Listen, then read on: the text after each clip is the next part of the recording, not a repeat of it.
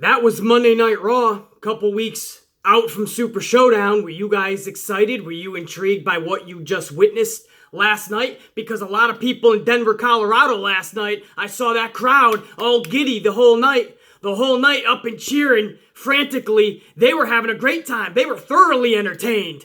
Now either Denver, Colorado is diving a little too much into that legalized marijuana over there, or maybe the higher altitude in Colorado is really starting to affect their brain cells. Or maybe they just really were entertained last night by what Vince McMahon was giving them. And if that's the case, then that is the saddest state I have ever seen pro wrestling in. Because that means that everyone is starting to just accept the bullshit that Vince is giving them. Because if you thought that was entertainment last night, you got a couple 2-3 screws loose up in your dome piece. I assure you of that. Nothing was making sense last night. How are you gonna be fed that bullshit and actually take that in and say, please sir, can I have some more? How can you be okay with what you saw last night? I ask you a serious question. How can you be? I'm all for people being entertained by things that I'm just not entertained by. That's just a difference of opinion. I feel we have different standards in what we're being entertained by. There's times I wish that I could fucking just be a little stupider just for one Monday Night Raw. For one Raw, just be stupider so I can just accept the bullshit that Vince has given me. But I'm thankful that I have more brain cells than the common fucking dweeb out there. That's golf clapping for everything they see. If you like something that I don't, that's cool. Then you're entertained. That's all that matters. You go to bed fucking happy. You get to fucking, you get to go to school the next day. You get to go to work the next day. And you're fucking good when you talk about pro wrestling with your friends, right? With the fucking boys at work, with your fucking boys at school, wherever the fuck you're going. Your little cubicle at the office. And you're talking about pro wrestling with the other fucking dude at the cubicle next to you. Yo, did you see Roman last night? That was fucking epic, wasn't it? Superman punch. Baron Corbin was out. Right? If that's cool to you, that's fucking awesome. I see the nonsensical bullshit in every single segment. And it is fucking mind-boggling how this shit can get through the final draft in that boardroom meeting the night before Monday Night Raw hits there, because Vince McMahon gets all his fucking cronies together and they have their last meeting and they go over the finalized script, and that shit passes every single Monday night. There was a segment literally where Braun Strowman, Drew, and Dolph were about to get in the ring and start mixing it up with the Shield because there was so much tension. So much disdain for those 6 men. They were about to go to war. Baron Corbin had to get in the middle and stop them and say, not tonight. Wait till Super Showdown. That's how much tension and disdain and hatred was between the 6 men. And then 2 segments later, they did a 10-minute Connor's Cure segment. And Braun Strowman is sharing the stage with Dolph and McIntyre right next to the Shield. They're all on the stage together sharing laughs and high-fiving the Connor's Cure kids. Fuck kayfabe being broken. Kayfabe has been dying slowly but surely every year for the last 10 to 15 years. I understand that. This goes beyond kayfabe. This is shitting on your own fucking product. This is not even giving a shit about your product anymore. This is not caring about your product. When you can deliver that storyline to open up Raw, and then 2 segments later, you're like, fuck what they just saw. They're not gonna remember, or they're not gonna care. Just send Braun, Dolph, and Drew out there with the Shield, and let them all celebrate Connor's Cure together on stage, the exact stage where Braun, Dolph, and Drew were just cutting their promo to the Shield. And they're all just sharing the stage now. Makes sense, right? How would that not make sense? Fuck everyone's intelligence. That's basically Vince admitting that he feels wrestling fans have 0 intelligence, 0 IQ level. Vince stop giving a fuck about what we think because he thinks we're just dumb as fuck anyway. And Denver, Colorado last night went along with everything. So I'm sure that translated because that can be contagious. The live crowd is always contagious to the crowd at home. So I'm sure there was a lot of fucking numbskulls at home also going, I like this Raw. This Raw is pretty good. Fuck that I just saw Braun and Roman about to kill each other. Now they're sharing laughs up on the staging area. BC, don't worry, man. Kayfabe has been broken for a while now. That's not even breaking kayfabe. That is a legit storyline. Your main event storyline in one of your main events for Super Showdown and your Universal Championship main event for Roman Reigns going forward is probably going to be something to do with Braun and Roman. In 2 segments after they're about to go to war, they're sharing laughs up on the stage. But BC, it's for a good cause. Connor's cure. Yeah, first of all, I don't need to see a 10 or 15 minute segment for that shit. Yes, it's great. Connor's cure is a great cause. You spend a couple of minutes talking about it on your broadcast, that's cool.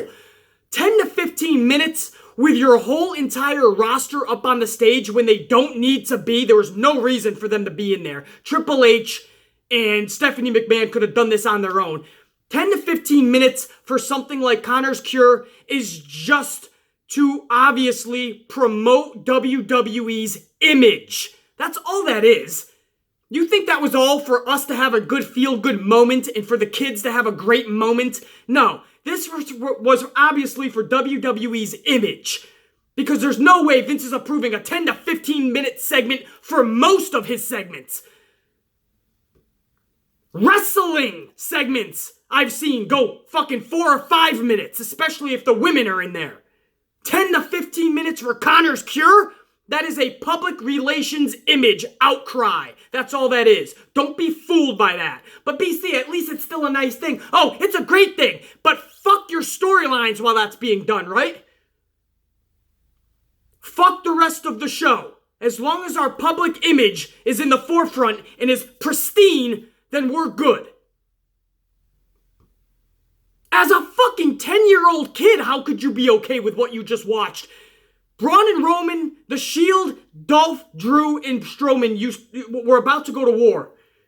And then they're just sharing laughs together up on the stage 2 segments later. Does that not fucking boggle your mind? Brie Bella is back there fucking injuring another fucking person. Almost took out Ruby Riot a couple weeks ago when she did the suicide dive. She almost fucking ended her own fucking life, first of all. But the way Ruby Riot had to catch her because of that botch could have seriously injured Ruby Riot. And there's fucking Brie Bella last night giving a concussion to Liv Morgan. The best part was Brie Bella was looking at the crowd when she was giving Liv Morgan the concussion. I can speak. So she's giving a concussion to Liv Morgan with the fucking yes kicks, looking at the crowd, doesn't realize Liv Morgan is about to pass out, turns back, gives her another kick on her way down. That was fucking priceless. The Botch twins are in full effect. Nikki Bella didn't even look at all good last night. I think she took 2 steps back from when she re-debuted a few weeks ago. The Botch twins back in effect. You got the fucking Revival going for tag team championships because there's no other tag team on the fucking roster. Every other week they're going to be going for it because there's only 3 or 4 teams in general.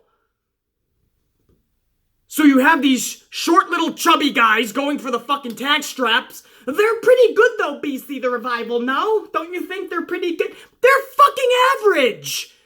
Don't be fooled. In NXT, they had a couple of good matches. One really good match. In my mind, a couple years ago, was the match of the fucking, one of the matches of the year. But don't be fooled. That's because everybody in that match was on their A-game in delivering their fucking spots pristinely. That wasn't just the Revival going out there and having a match with themselves and it being epic. They had a great match in NXT. They were pretty good in NXT, but that doesn't translate. Their style is not going to translate here in WWE's main roster. The crowd is not going to give a fuck about them because they have 0 personality. They got the personality of a fucking tire. A fucking wheel on a car has more personality and does more shit than the Revival. How many times did the Revival botch last night? The only people that would botch more than Brie Bella was the Revival last night. They have taken 100 steps back, and no, that's not just WWE creative. That's not Vince not giving them the time. The Revival had plenty of time last night, and they proved they're fucking Botch worthy. That's it. Sloppy as fuck last night. And that's just the Revival. What do you expect from the Revival? How are you going to sell me that they're a great team? What do they do that's great? Their slogan is no dives, just fists or something like that, right? So they're trying to go old school. Somebody who loves old school like the Amplified Man. Somebody who loves old school. How is that old school? They have no fucking personality. If you were old school, you would have some personality. Shit, the Berserker had personality. Haku had personality. The Warlord had personality. My mind is boggled why people think the Revival are great superstars and the only thing they have to go back on is a couple of matches from NXT. When you're in a small pond like that, you can do wonders. Trust me. This is a whole nother fucking beast, a whole nother animal. What do they do that is so intriguing? You can't tell me. Other than botch left and right.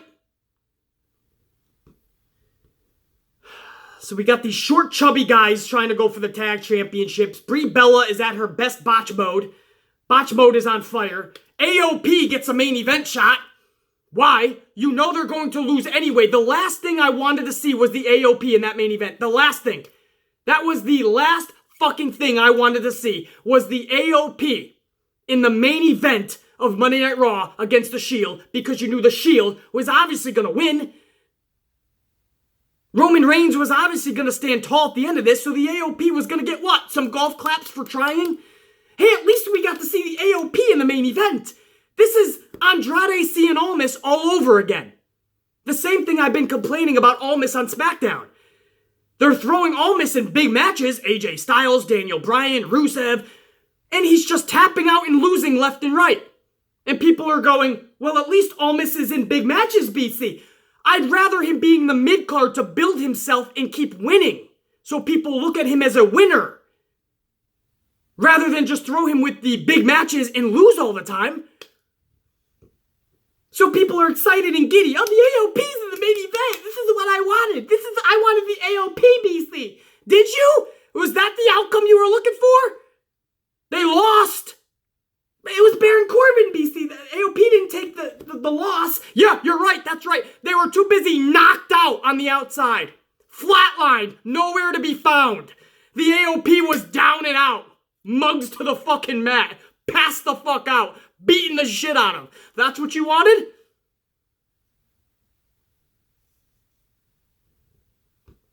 That's what you wanted, right? AOP was in the main event.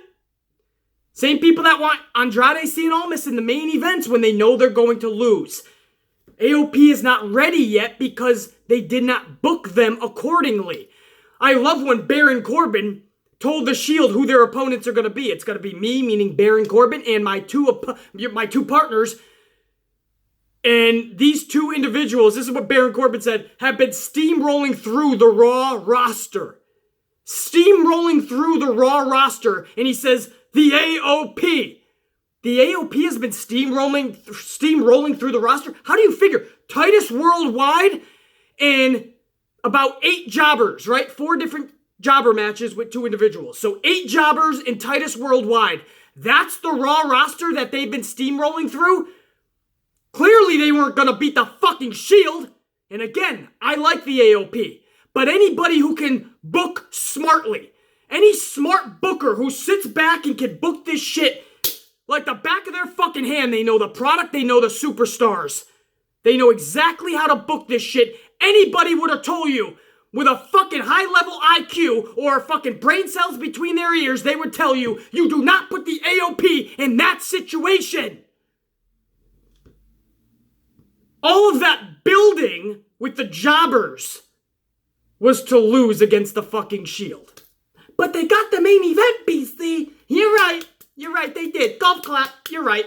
Let's lower our IQs, everybody. Everybody, drop a few brain cells while we accommodate the fucking casual fans. You're right, AOP was in there. That's right.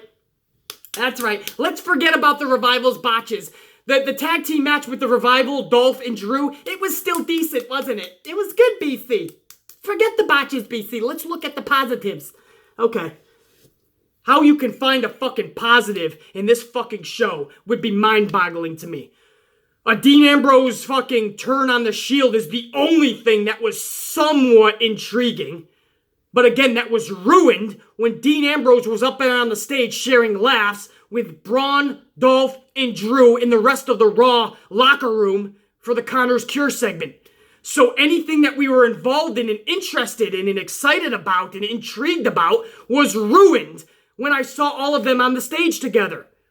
Because then you know, if you're a fucking person with brain cells, they're all going to the backstage together. What do you think they're going to do? Go backstage and then just start fucking throwing insults at each other again? This is beyond breaking kayfabe. This is shitting on your own story and own product because you no longer care. They stopped giving a fuck. Vince McMahon's got his head so far up the XFL's ass, there's no coming back. Stephanie McMahon's got her head so far up any fucking movement's ass and any fucking charity and charity's ass, Connor's Cure or fucking National Breast Cancer Month next month, or who the fuck knows, National Autism Awareness Month, and all of that's great. But when you're only doing it for public image, and there's no sincerity behind it, and you got your head so far up these charities' asses that there's no coming back from it, there's an issue, because your product is suffering. Triple H has his head so far up NXT's fucking ass, ain't no coming back from that. Nobody cares about WWE's main roster anymore, and it's clear as fucking day. Clear as day. Nia Jax defeats Alicia Fox last night. Who the fuck cares? What does that lead to? Why do I give a fuck about Nia Jax? She's not captivating anybody. Or maybe she is, and if she is for you guys, that's great. She's not captivating me at all. What is Nia Jax doing? They have 50-50 booked her and made her a heel 37 times, back to a face 47 times. What is the fucking logic in having Nia Jax once again being built up for what? What are you doing with her? And you're putting her in front of somebody like Ember Moon? Why? Why wouldn't you at least try to build up Ember Moon? Ember at least has a chance. Nia Jax has fallen flat on her face 76 times. Let's try Ember Moon. That's right, Nia is on Total Divas, and this is a Total Divas show, BC. Fuck the women's movement. Fuck the women's evolution. Fuck all of that shit. This is all about the divas still. That's why the Bellas are getting main card attraction spots already. The Bella twins are Vince McMahon's pride and joy, right? And that's, we should be okay with that because at least it's not his fucking tried and true, pride and joy blondes, right? He loves his little blondes. The Bella twins at least aren't blonde, so beggars shouldn't be choosers here. We should say, hey, thank you for that. But it's the fucking Bella twins. We all know they're the epitome of diva. And then you look at Nia Jax. She's on Total Divas too, so she's going to get precedent over all the other females. So somebody like Ember Moon last night was just the cheerleader to Nia Jax. How fucking epic is that? That's how you use Ember Moon, the best way possible. You make her a cheerleader to an already failure in Nia Jax. Golf clap, everybody, for WWE. Golf clap. Great job. I already mentioned the botch from Brie Bella. Don't need to keep fucking harping on that same tune. That was fucking absolutely... That was just being careless in the ring. But that's what Brie Bella has been since she's returned. Absolutely careless. The Bella twins have offered nothing in a positive nature since they've gotten back. Nothing has been improved in that division since the Bellas have gotten back. The action has not gotten anywhere near improvement for the women since the Bellas have come back. So why are they back? To collect their fucking payday. To give Vince McMahon a little divas push for Evolution. That's it. How many more asses do you honestly think the Bellas are bringing in for Evolution? When they were announced, ticket sales did not increase one iota. What does that tell you? They're not a draw. They're just not. Now, yes, some people say, but it could have been a freak accident, those yes kicks. Absolutely. I think there was a little bit of freak accident in that. But the point is, Brie Bella has been botching since she got back. She cannot afford any botches at this point. She cannot afford to be stiff in there with anybody. She's got to be extra careful in that ring. She's just not. She's being careless. She's not regarding the safety of others, and now Liv Morgan has a possible concussion, was down and out in that ring last night, and we, obviously, all of the Amplified unit want to wish Liv Morgan nothing but the best, by the way, in a speedy recovery. Because you guys know I'm very high on Liv Morgan. I think she is just a phenomenal person, first and foremost, and I think she has a lot to offer in this business. I think she even has, if not the same, maybe even a little more talent than Alexa Bliss. Alexa Bliss obviously has a little bit more gymnast athletic ability, but when it comes to pro wrestling, a little more on a technical level, I think Liv Morgan might win out there. And again, this is so early on in her career. So we wish her nothing but the best. That's obviously tragic to have to see something like that by somebody who's just coming in and just being fucking careless. Do I think there's a little bit of freak accident in that? Absolutely, but a whole lot of carelessness mixed in it, which makes it a botch. And that should have never fucking happened. Was that the women last night? I think that was everything. I don't even need to go over winners and losers, guys. I don't even need to do that with any of the matches last night because none of them mattered to me. None of it. These matches were all nonsensical bullshit. Nothing had a good storyline to it. Nothing was epic. Nothing made me give a fuck to want to watch not only that match, but to watch next week's match when they prolong this stupid feud and stupid storylines that they're putting together. Nothing wanted me or made me more intrigued to watch Super Showdown or Crown Jewel or Evolution or at this point even Survivor Series. Nothing is making me give a fuck about the product. And that is sad. Connor's Cure got one of the most longest fucking segments last night. Again, great cause. That's fucking awesome what they're doing. But it's clear as fucking day why they're doing it. The whole fucking roster needs to be out there. You need to fucking blur the lines between the hostile storylines and just make everybody out there for a great common cause. Over 10 minutes. It's like clockwork. Every week on Raw now, we can dedicate the whole segment to a fucking charitable cause. As long as the company has a great public image, it's a nice thing. Connor's Cure. Breast Month Awareness. Autism Speaks. Stop the Bullying Campaign. Women's fucking Me Too, Me Too, and Me Too. What other charity can we fucking attend to? How much more can we take before the whole 3 hours of Raw is just for charity? I'm not even watching pro wrestling anymore. The whole thing is just fucking mind-boggling. I need a long vacation. I just need to go away for a long time, either put my head through many cement walls or just go far away for a long time. Because I saw Denver, Colorado doing this the whole night. Wow, this is great. This is epic. This is amazing. And I'm sitting back going, what is amazing about this show? What? What is awesome about what is going on? What is being built? What storyline is captivating you right now? There wasn't one. Don't fool yourself. What larger-than-life characters were on that show last night? Go ahead, that's a question. Larger than life. 0. I've already done the math. What about Seth Rollins, BC? He's not larger than life. He's a mid-carder, because that's how Vince booked him. He has the chance to be a main eventer. He still wouldn't be larger than life, though. Roman Reigns? Absolutely not.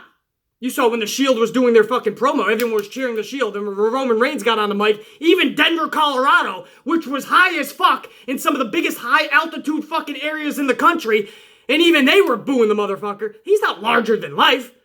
Braun Strowman had the chance to be. They ruined him 100 times. Who's larger than life on that roster? Back in the day, we had a plethora. We had The Undertaker, The Rock, Stone Cold Steve Austin. I can keep going on and on. Even Mick Foley was becoming. Bret the Hitman Hart and Shawn Michaels were big time. You don't have superstars like that anymore. That when they come through that curtain, the pop is so fucking loud you can't hear yourself think. You don't have that anymore. The shows are suffering, and last night was insufferable. It was fucking pathetic to the highest degree. And I think what's sadder is that people are actually just starting to give up and just go along with it. And that's sad because they just stopped fighting. They love the product so much that they don't have any fight in them anymore. And they just want to just, you know what? Fuck it. I'm just going to, it's what they're giving me. I'm just going to accept it because I love I love the business. That's sad.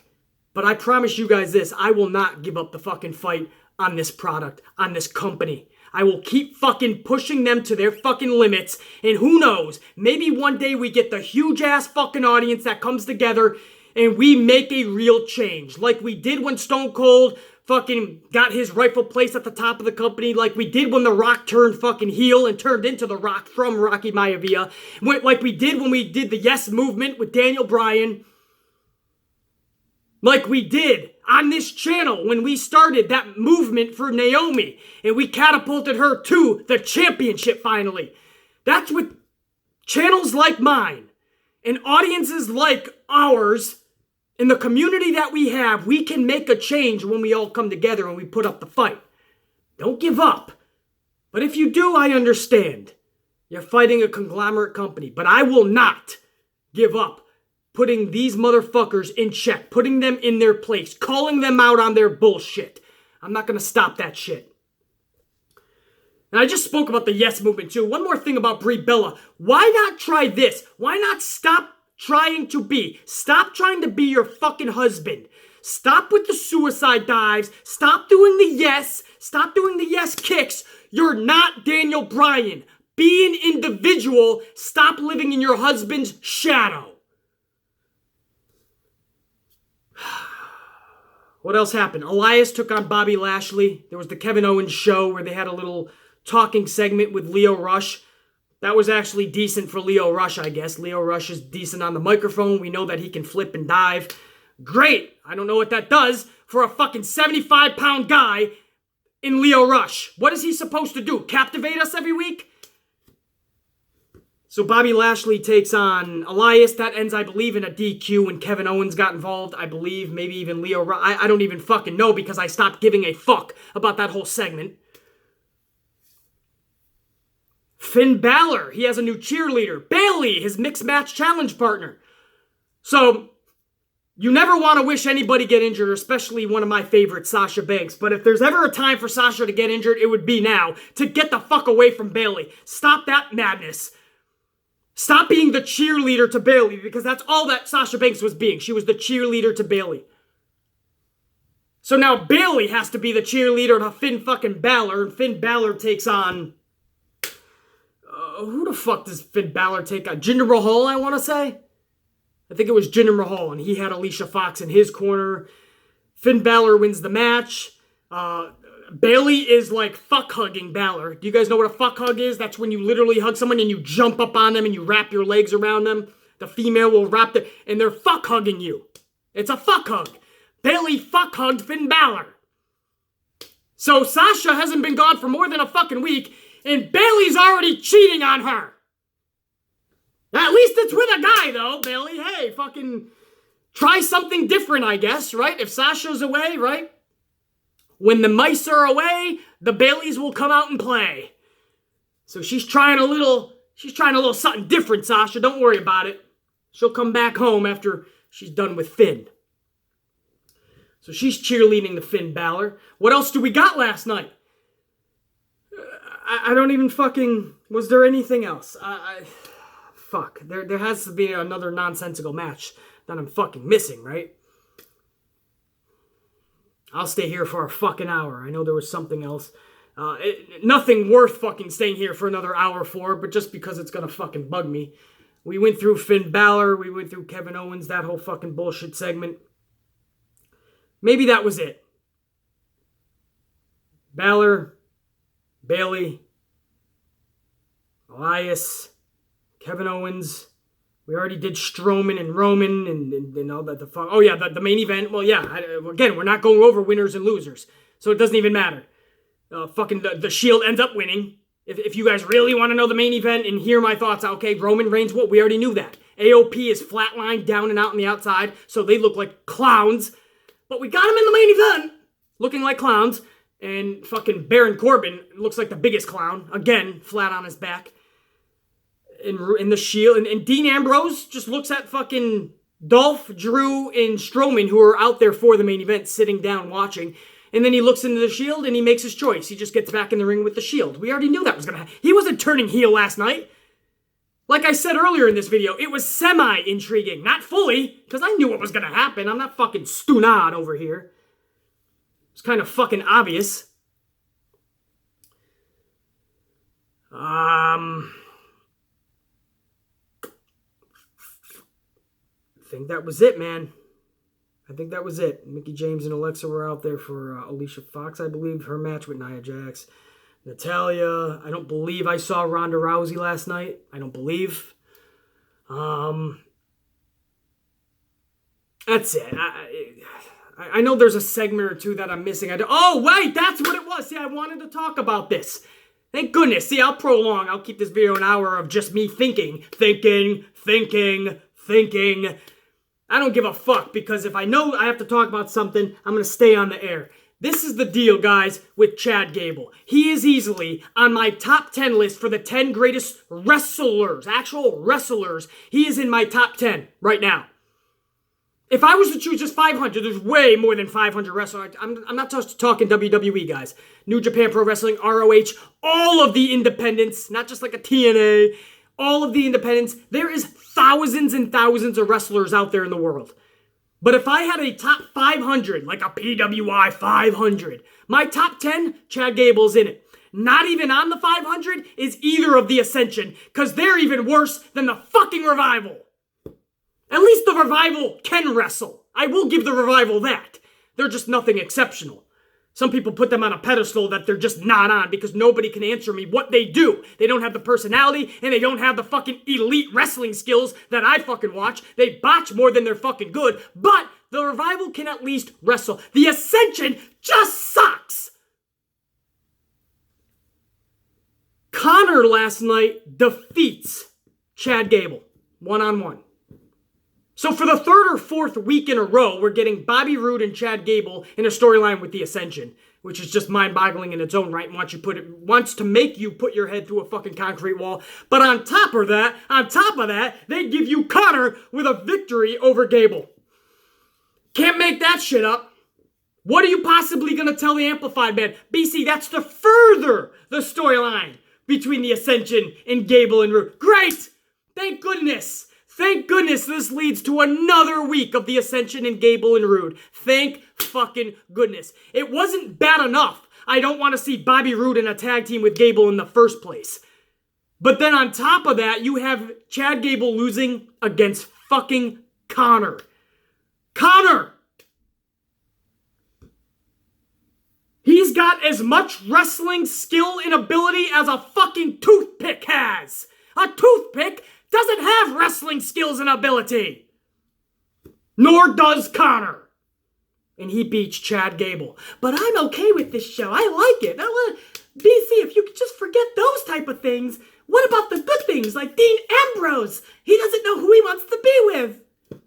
You're right. That saved the show. Dean Ambrose making a tough decision saved the fucking show.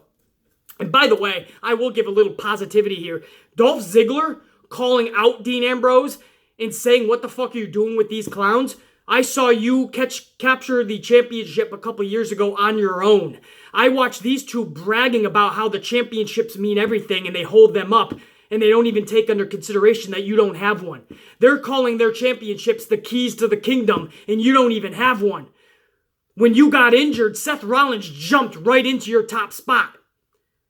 How many times did Roman and Seth text you when you were injured? When Roman Reigns needed somebody to help him out against Braun Strowman and his fucking cronies, he called you, didn't he? You're always in their shadow. You're always helping them. When's it going to be Dean Ambrose's time? I loved what Dolph Ziggler did there. And again, that was the only intriguing part of Raw was the Dean Ambrose thing, but it was all ruined 2 segments later when they're all on stage together. All having a good time for Connor's cure. Great for Connor's cure, again, for the 3rd time in this video. I'll say that's a great thing. But it ruins, absolutely ruins, any credibility to the storyline. At least for a fan with fucking knowledge. Oops, my bad. I have knowledge. That's Raw. I don't need to waste any more fucking words, any more breath on this fucking show. It was absolute trash and garbage again. If you enjoyed it, good for you. Don't bring that shit on to me, though. I thought it was fucking horrendous to the highest levels. I don't see it changing anytime soon. I really don't. I'm hoping Survivor Series gives it a shot in the arm. But we can only wait and see. I just know that I need a long fucking vacation from this shit because when I watch stupidity in anything in life, not just pro wrestling, anything, you could be on a job site, you could be in a school, high school, college, anything. You could be just walking down the street, driving down the road, in the supermarket. But when I see stupidity, in abundance of it especially, it just makes me cringe. Because I sit back and I wonder how. How can people be that stupid? How can a decision be made that is that stupid? Mistakes? Okay. As long as you don't make them a second time, I'm down with mistakes. Nobody in life will ever make or will have made more mistakes than yours truly. But stupidity? Stupidity is when you keep doing the same shit over and over again. Isn't that the definition of insanity? I tell you guys, since I started this channel, I always told you guys the definition of insanity. It's doing the same things over and over again and expecting a different result. Well, that's the level of stupidity that Vince McMahon and WWE is on right now.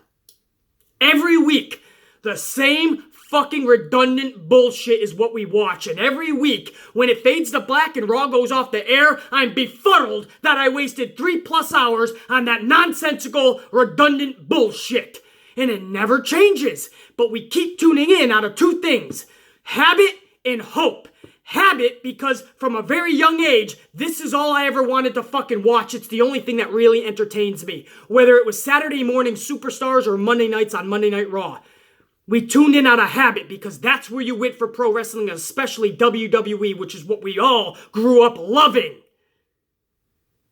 That's habit. And then hope. Hoping that it gets better. Knowing how bad it is, but hoping, just fucking hoping that it will be better next time, next week. And it just never is. But we'll be here next week out of habit and hope. And the following week out of habit and hope. But the thing with habit is habits can be broken. Just like a smoker. And then one day he just says, no, I'm done. Or he weans off of smoking, right? Or somebody who just eats 10 meals a day. Actually, that's me, but I have a high metabolism, so it's okay. But people that eat 10 meals a day, and they just keep getting bigger and bigger, and they break the habit one day, they just say, no, I'm fucking done. Habits, the thing with habits is they can be broken. The thing with hope is that when somebody or something lets you down so many times, how much more faith, credit, and hope can you put stock into that person or that entity? When hope lets you down so much, there comes a time where even hope can't get you through. What I'm saying is habit and hope is what keeps us coming back every Monday. But what happens, WWE? What happens, Vince, when habit and hope are no longer there? When habit is gone, when hope is gone? What happens if one Monday night comes around and we aren't tuning in anymore? That spark has flamed out. That passion is no longer with us. That's my question. I want to give myself a steel shot right in the dome piece to help me forget about what I just witnessed last night and get me going for today, but I think a couple amplified size coffees will do me just fine. So I'm gonna save you guys. I'm gonna help you guys forget the trash and garbage that you just saw last night. I'm gonna give you guys a steel shot to the dome piece. Trust me, this is for your own good. It's gonna hurt me a lot more than it's gonna hurt you, but nothing but love and respect to all my amp unit. You ready? Here it comes. I'll see you tomorrow for SmackDown's review and reaction, and hopefully they bring a lot better show than this garbage. Here it comes.